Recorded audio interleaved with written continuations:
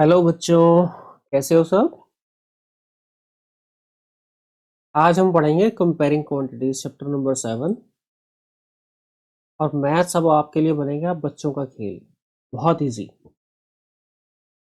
अभी तक आपको मैथ्स टिपिकल लगता होगा, लेकिन अब आपको मैथ्स बहुत ही इजी लगने वाला है। इतने आसान तरीके से हम आपको मैथ्स पढ़ाएंगे। Simple interest and compound interest, इसे समझने के लिए हमें पहले कुछ टर्म्स को अच्छे से समझना पड़ेगा। तो पहले हम एक टर्म समझते हैं, ratio. Ratio means what? Ratio means comparing two quantities. Suppose हमारे पास कोई बास्केट है जिसमें फ्रूट्स रखे हैं। यदि मैं उसमें बोलूं कि मेरे पास 1:3 रेशो में फ्रूट्स रखे हैं, तो इसका मतलब क्या हुआ? इसका मतलब ये हुआ कि यदि मेरे पास उसमें एक एप्पल है तो 3 ऑरेंज हैं। क्या मैं कह सकता हूं, इसको यदि 1:3 को फ्रैक्शन में लिखूं तो ये होता है 1/3। 1:3 या 1/3 एक ही बात है। 1:3 मतलब यदि एक फ्रूट की क्वांटिटी 1 है तो दूसरे फ्रूट की क्वांटिटी 3 टाइम्स है। इसमें यदि मैं ऊपर और नीचे 2 से मल्टीप्लाई कर दूं तो ये इक्विवेलेंट फ्रैक्शन आएगा, यानी कि 2 और 6। यानी कि यदि मेरे पास 2 एप्पल हैं तो 6 ऑरेंज होंगे, तो भी मेरा अनुपात वही रहेगा, 1:3 अनुपात या 1:3 रेशो। Ratio remains same.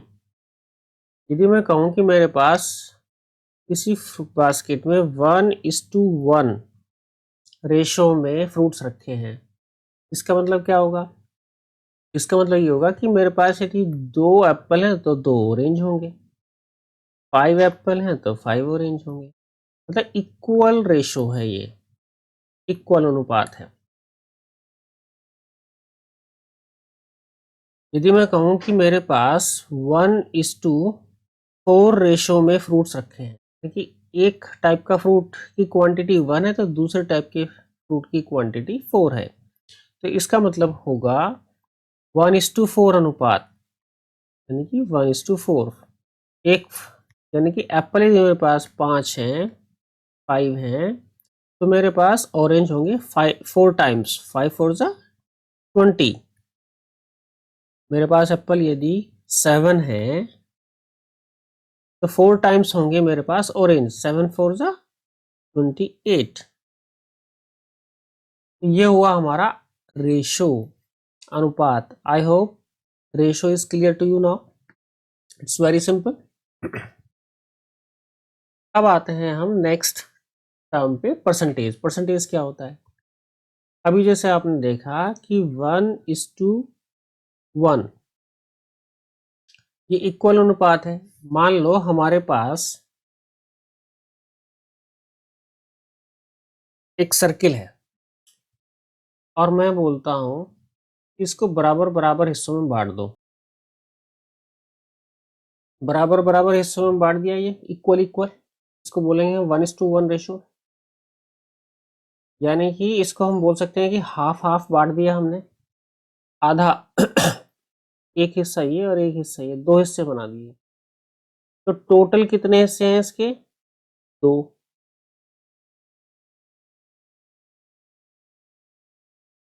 और टोटल हो गए हिस्से 2। सपोज ये हिस्सा रेड है और इस हिस्से को हमने ब्लू कर दिया, तो रेड की परसेंटेज कितनी होगी? यदि हम निकालें टोटल 2 हिस्सों में से एक हिस्सा रेड है, red is equal to, out of 2 we have 1 part red, it means, and blue कितना है? Out of 2 we have 1 part blue. So we have 2 equal parts in which 1 part is red and 1 part is blue. अब 1/2 है ये इसको हमें percentage में निकालना है। परसेंटेज का मतलब होता है आउट ऑफ 100 कितना है, पर सेंट मतलब 100, आउट ऑफ 100 कितना है हमें ये निकालना है। तो इसको आउट ऑफ 100 बनाने के लिए इसको ऊपर नीचे यदि हम इससे मल्टीप्लाई करेंगे 50 से, ये 100 बन जाएगा, ये हो जाएगा 50 डिवाइडेड बाई 100। और इसमें भी हम यदि 50 से ऊपर नीचे मल्टीप्लाई कर दें तो ये हो जाएगा 50 डिवाइडेड बाई 100। तो इसी को हम लिख सकते हैं क्या, 50% मतलब मीन्स एवरी सेंट, एवरी 100 पर 50, दिस इज 50%। तो वैसे भी हमें बताया कि ये हमने सर्किल क्या है 50-50% में तो बांटा था, दो हिस्सों में बांटा है यदि, तो 50% में बांटा है। अब यदि मैं इस सर्किल को 4 हिस्सों में बांट दूं इक्वल इक्वल, तो और तो एक सिंगल पार्ट जो होगा इसको मैं क्या बोलूंगा, क्वार्टर, 1/4। दूसरे पार्ट भी, और ये टोटल हिस्सा क्या है 1/2। अब ये देखिए 1/2 क्या था, ये हाफ, हाफ हिस्सा ये पूरा हो गया 1/2, क्वार्टर हो गया ये 1/4, और ये 3 हिस्से हो गए हमारे। तो ये हिस्सा भी मैं, ये सर्किल हमने 1:3 पार्ट में बांट दिया एक तरह से। 1 पार्ट जो है इसमें ये लाइंस खींच दिए हैं, और 3 पार्ट जो है इसके ब्लैंक हैं। तो इसको मैं बोल सकता हूँ कि हमने ये 1:3 अनुपात में बांट दिया। मतलब एक हिस्सा यदि लाइंस वाला है तो 3 पार्ट जो है उसके वो ब्लैंक है। तो 1:3 अनुपात में बांटने का मतलब हुआ कि टोटल कितने हिस्से बने, 1 + 3 = 4। और 4 में से यदि मैं कहूँ कि इस तरह का हिस्सा, इस पे हमने लाइंस खींची हैं, इस तरह के हिस्से कितने हैं, ये कितने हैं 1/4। तो 1/4 मीन्स कितने परसेंट, यदि मैं परसेंटेज में निकालूं तो मुझे नीचे 100 बनाना होगा। 100 बनाने के लिए मुझे यहाँ पे 25 से मल्टीप्लाई करना होगा, और ऊपर भी फिर 25 से मल्टीप्लाई करना होगा, तभी ये इक्विवेलेंट बनेगा। तो ये हो गया 25 डिवाइडेड बाई 100, इसको मैं बोल सकता हूँ 25%। यानी कि क्वार्टर पार्ट को हम 25% भी बोल सकते हैं। जिस प्रकार हम हाफ पार्ट को 50% बोलते हैं, क्वार्टर पार्ट को हम 25% बोल सकते हैं। तब आप देखिए यदि मैं इसको इक्वल 4 हिस्सों में बांटता हूँ, और ये हिस्सा मेरा 25% है, ये हिस्सा भी मेरा 25% है क्योंकि ये भी क्वार्टर है, ये हिस्सा भी मेरा 25% है, ये भी क्वार्टर है, ये हिस्सा मेरा 25% है, ये भी क्वार्टर है। तो टोटल सब मिला के कितना हुआ 25, 25, 25, 25 इक्वल टू 100%। 100% बन गया ये, 25% plus 25% plus 25% plus 25% is equal to 100%। तो ये होता है हमारा कंसेप्ट परसेंटेज का। ये आया किससे, रेशो से। या इसको और भी सिंपल एग्जांपल से हम देख सकते हैं कि सपोज 1:4 रेशो में मुझे टॉफीज बांटनी है सपोज, और मेरे पास टॉफी कितनी है, मान लो टोटल 10 टॉफी है, और मुझे 1:4 रेशो में टॉफी बांटनी है। यानी कि राम को यदि मुझे 1 टॉफी देनी है तो शाम को मुझे 4 टॉफी देनी है, 4 टाइम्स, यही मतलब हुआ इसका। तो राम को यदि 1 टॉफी देनी है तो शाम को 4 टॉफी देनी है, 4 टाइम्स टॉफी देनी है। तो टोटल कितनी टॉफी है, यदि मेरे पास 5 टॉफी है तो एक मैं दे दूंगा राम को और 4 में दे दूंगा शाम को। लेकिन बात है 10, मेरे पास 10 टॉफी है, तो 10 को कैसे डिस्ट्रीब्यूट करेंगे, 10 में क्या होगा, 10 का 1/5, राम का हिस्सा कितना है, out of 5 1, out of 5 1 part is for Ram, ये आ गया 5 2 जा 10 यानी कि 2 टॉफीज राम को मिली।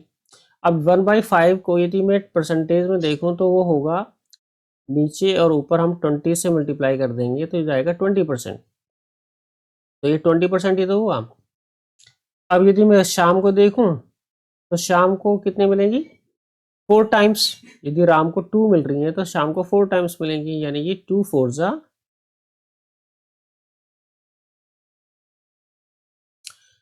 अब इसको परसेंटेज में यदि आप देखो तो 1/5 पार्ट तो है राम का, यानी कि इसको ऊपर नीचे 20 से मल्टीप्लाई कर दो तो ये हो जाएगा 20%। 20/100 मीन्स 20%। 20% राम का हिस्सा है और इसका 4 टाइम्स यानी कि 80% शाम का हिस्सा है। I hope it is clear to you now. अब आगे चलते हैं। यदि आपने रेशो और परसेंटेज अच्छे से समझ लिया तो अब आपको इंटरेस्ट समझने में आसानी होगी। अब इंटरेस्ट क्या होता है? इंटरेस्ट होता है एक्स्ट्रा पेमेंट।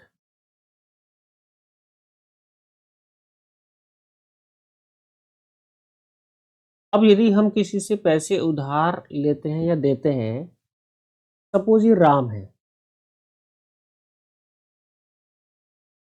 और ये है श्याम।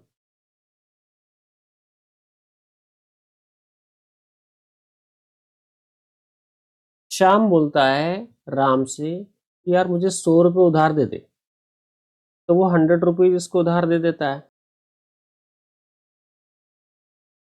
श्याम राम को 100 रुपीज उधार दे देता है, तो श्याम हुआ बोरोवर और राम हुआ लेंडर। श्याम ने 100 रुपीज इसको उधार दे दिए, लेकिन राम बोलता है कि भाई इसमें मेरा कोई इंटरेस्ट भी तो होना चाहिए। तो जब भी तुम मुझे पैसे वापस करोगे 1 महीने 2 महीने बाद, वो डिसाइड कर लेते हैं 1 महीने बाद देंगे या 2 महीने बाद देंगे या कब देंगे, तो जब आप मुझे पैसे वापस लौटाओगे मुझे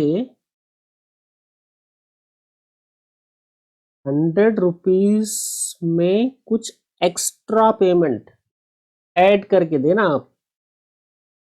उसने कहा कि 10 रुपए ऐड करके देना मुझे, 100 रुपीज में मुझे 10 रुपीज ऐड करके देना, 110 रुपये वापस लूंगा मैं।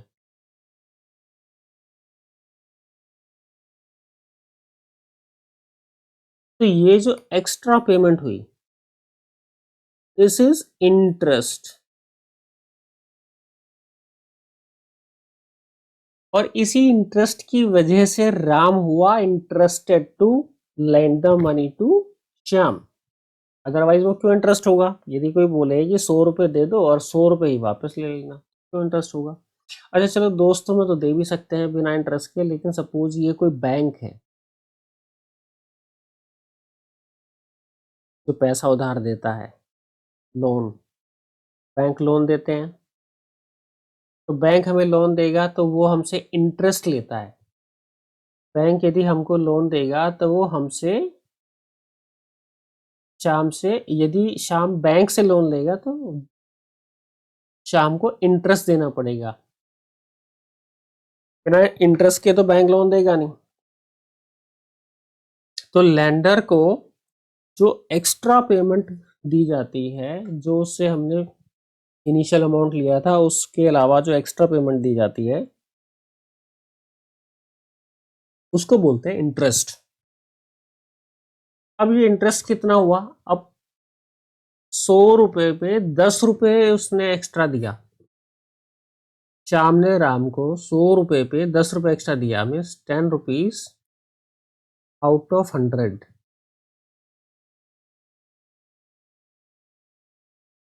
ये हुआ एक्स्ट्रा इंटरेस्ट जो दिया उसने, 10 रुपीज आउट ऑफ 100 दिया। 10 rupees out of 100 means 10%। Interest rate क्या हुआ? 10% हुआ इंटरेस्ट रेट। इसको हम रेट ऑफ इंटरेस्ट भी बोलते हैं। Rate of interest is equal to 10%। अब आपको समझ में आ गया रेट ऑफ इंटरेस्ट क्या हुआ? यानी कि यदि वो उससे 200 रुपये लेता तो उसको कितना देना पड़ता, 200 का 10%, यानी कि 100 रुपये पे 10 है तो 200 रुपये पे 20 रुपीज उसको देना पड़ता, 200 रुपीज पे 20 रुपीज उसको देना पड़ता वापस। तो इस तरह से हमारा ये परसेंटेज से निकल के आता है इंटरेस्ट वाला फॉर्मूले का रेट ऑफ इंटरेस्ट। और ये जो अमाउंट था उसने जो 100 रुपीज इनिशियली दिए थे, ये इसको हम बोलते हैं प्रिंसिपल, या फिर हम इसको बोल देते हैं सम, प्रिंसिपल या सम। तो यदि मैं कहूं कि सपोज किसी ने 200 रुपये, राम ने 200 रुपये उधार दिए और वो बोलता है कि मुझे भाई 1 साल के बाद 10% रेट ऑफ इंटरेस्ट के हिसाब से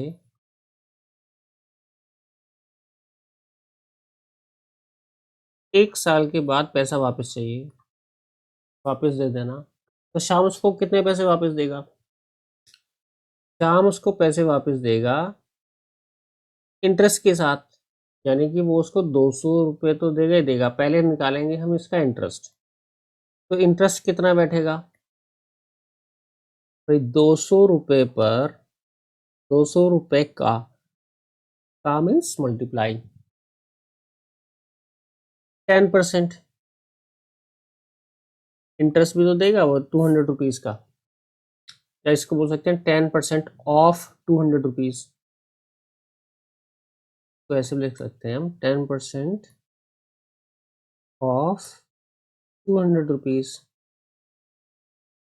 ये वो देगा, यानी कि 10% का मतलब हुआ 10 divided by 100 into 200।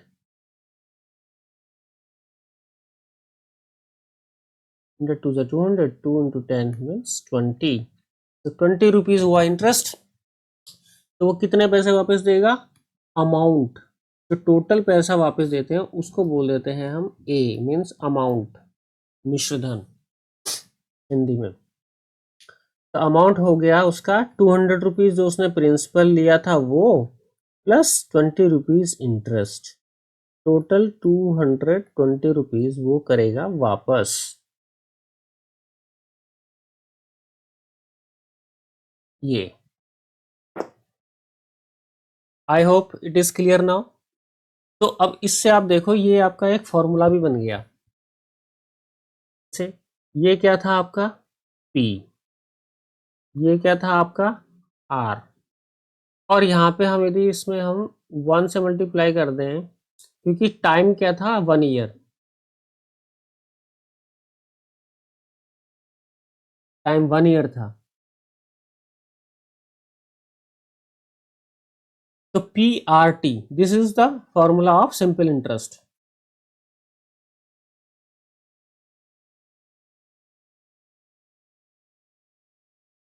PR into T,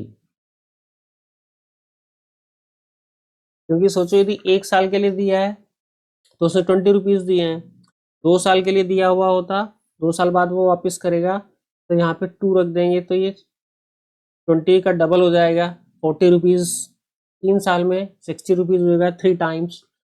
तो टी से क्या होगा, टाइम से क्या होगा, वो मल्टीप्लाई होता रहेगा। 1 साल के लिए एक एक बार मल्टीप्लाई होगा, 2 साल के लिए 2 बार मल्टीप्लाई होगा, 3 साल के लिए 3 बार मल्टीप्लाई होगा। तो हमारा सिंपल इंटरेस्ट का फॉर्मूला बन गया P into R into T, where P is the principal amount that he borrowed or the sum amount that he took, R is the rate of interest on which they agreed for lending the money, and T is the time, the period for which they have taken the loan। तो simple interest का formula हुआ ये। I hope it is very much clear to you now.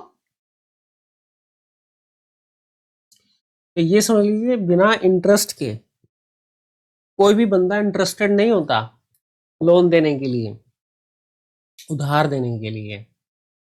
अब loan, तो ये सारा है simple interest. Simple interest कैसे निकलता, अब हमारे पास बचता है कंपाउंड इंटरेस्ट। कंपाउंड इंटरेस्ट को नेक्स्ट पार्ट में समझेंगे। क्वेश्चन नंबर 3 एक्सरसाइज 7.1 क्वेश्चन बोल रहा है 72% of 25 students are interested in mathematics, how many are not interested in mathematics. अब ये बोल रहा है हमारे पास ये टोटल नंबर ऑफ स्टूडेंट्स हैं, इसमें से वो कह रहा है कि ये 72% जो है वो इंटरेस्टेड है मैथ्स में, ये मैथ्स में इंटरेस्टेड हैं। तो नॉट इंटरेस्टेड क्या बचेंगे, ये वाले, तो ये कैसे आएंगे, सिंपल, टोटल होता है 100%, 100% माइनस 72%, तो ये कितना आ जाएगा हमारे पास 28%, तो 28% हो जाएंगे not interested. 28% of whole, 20% of all the students are not interested. और यदि इसकी काउंटिंग में निकालनी है आपको, तो 28% of total students are not interested in students means 28% को लिखेंगे 28/100 मीन्स 28% ऑफ टोटल स्टूडेंट है हमारे 25, 25 1 जा 25, 25 4 जा 100, 4 1 जा 4, 4 7 जा 28, 7 1 जा 7, तो 7/1 मीन्स 7, तो हमारे पास 7 स्टूडेंट्स हो गए नॉट इंटरेस्टेड।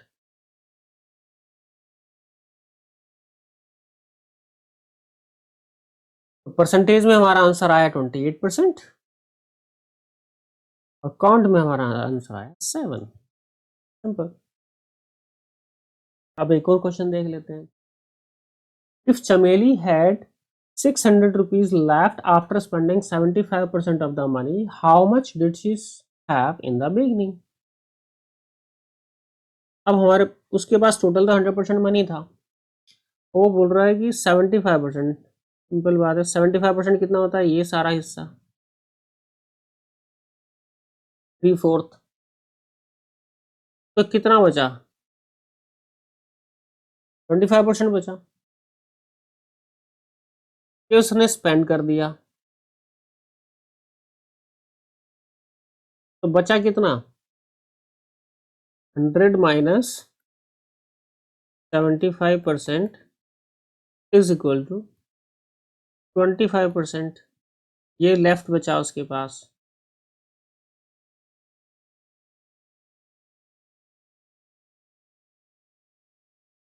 तो बोल रही है कि लेफ्ट अमाउंट तो लेकिन 600 रुपीज था, तो टोटल बिगिनिंग में टोटल अमाउंट कितना था, तो मान लेते हैं कि टोटल अमाउंट x था और लेफ्ट अमाउंट हमारे पास कितना दिया है उसने 600 रुपीज, लेकिन लेफ्ट अमाउंट क्या है टोटल का 25%, 25% of total amount is equal to 600, ये हुआ 25/100 of means multiply of total amount is equal to 600, x हुआ 600, ये 100 ऊपर चला जाएगा मल्टीप्लाई में, और ये 25 नीचे आ जाएगा, 25 4 जा 100, 2400 was the total amount initially, clear, बहुत सिंपल था। डिस्काउंट, अब डिस्काउंट क्या होता है, डिस्काउंट होता है reduction given on the market price of an article, means total price में से, मार्केट प्राइस में से यदि सेल प्राइस घटा दें, सपोज मेरे पास मार्केट प्राइस था 100 रुपीज किसी आइटम का, लेकिन सेल हो रहा है वो 80 रुपीज में, तो 20 रुपीज डिस्काउंट हुआ। 20 रुपीज डिस्काउंट कितना हुआ? 20 रुपीज। लेकिन ये 20 रुपीज डिस्काउंट कितने पे मिला? 100 रुपीज पे। I got 20 rupees discount out of 100 rupees. It means 20% is a discount.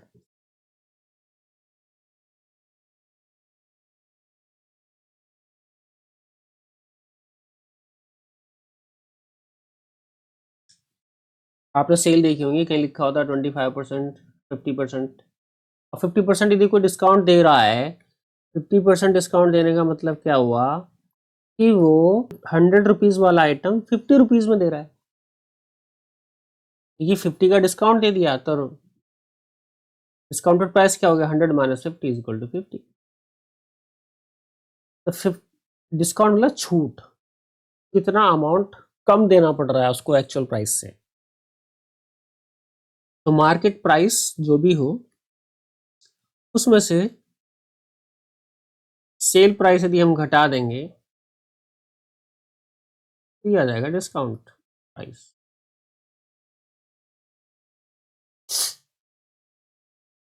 अब एक फिर एग्जांपल समझ लेते हैं। जैसे हमारे पास 200 रुपीज का कोई आइटम है और वो 160 में मिल रहा है। मार्केट प्राइस है 200 रुपीज, लेकिन हमको मिल रहा है वो सेल प्राइस उसका है 160 रुपीज। तो कितना डिस्काउंट मिला है इसमें? कितने परसेंटेज डिस्काउंट मिला? टोटल डिस्काउंट हमें कितना मिला? Discount is equal to 200 minus 160 is equal to 40 rupees. लेकिन ये डिस्काउंट यदि हम परसेंटेज में निकालें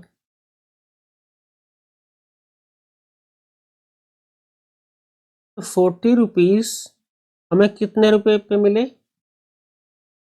200 रुपये डिस्काउंट मिला। 40 रुपीज डिस्काउंट मिला आउट ऑफ 200 रुपीज। तो उसको यदि हम 2 से डिवाइड कर दें तो ये आएगा 100, और 2 से ऊपर भी डिवाइड करो तो ये आएगा 20। तो इसको हम लिख सकते हैं 20 डिवाइडेड बाई 100 मीन्स 20%। तो 20% हमें डिस्काउंट मिला। डिस्काउंट परसेंटेज जो है वो है 20%। Now hope is clear to you. तो इसका पार्ट 2 में अब हम समझेंगे कंपाउंड इंटरेस्ट। और यदि आपको ये वीडियो अच्छा लगा हो और आपके लिए मैथ्स थोड़ा इजी बना हो तो please don't forget to like, share and comment on this video and subscribe also. Subscribe and hit the bell icon so that you get all the notification as soon as possible I upload the video. मेरी आप सबसे request है कि आप comments लिखकर जरूर बताइएगा कि आपको ये वीडियो कैसा लगा। और यदि आपको कोई सम या कोई क्वेश्चन पूछना हो, पर्टिकुलर क्वेश्चन, तो आप कमेंट में लिख दीजिएगा। एक्सरसाइज 7.3 का क्वेश्चन नंबर 2 भी बता दीजिए। उन क्वेश्चंस को भी हम नेक्स्ट वीडियो में कवर कर लेंगे। Thank you so much. Have a great day. Bye. जय हिंद, जय भारत।